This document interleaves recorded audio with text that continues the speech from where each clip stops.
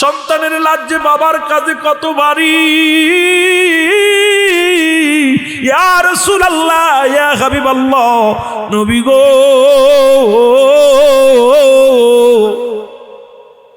ওই যে নতুন মাটি খোঁড়া দেখছে, ওখানে আমার কলিজার টুকরা ঘুমায় আছে। ইয়া রাসূলুল্লাহ, ইয়া হাবিবাল্লাহ, আমার নবী কয় তুমি কি বলতে চাইলা? তোমার সন্তান ঘরের মধ্যে দাফন করেছো, কি হয়েছিল বলো? বলে ইয়া রাসূলুল্লাহ, আমি কিচ্ছু বলতে পারি না, একখানা চিঠি আছে, একখানা কাগজ আছে, একমাত্র আমার কাছে এইটা সাক্ষী। কাগজটা নিয়ে রাসূলের হাতে দিলেন। রাসূল তাকা দেখে রে, প্রথম লেখা আছে আমার আব্বা জান, ও আমার আব্বা জান, আপনি আমারে মাফ করে দিবেন, জীবনে যদি ভুল ত্রুটি করে থাকি আমারে ক্ষমা করে দিন গো আমার আব্বা। আব্বা গো, আপনার হক আমি আদায় করতে পারলাম না, এই জন্য আমার পরে কোনো দাবি রাখবেন না।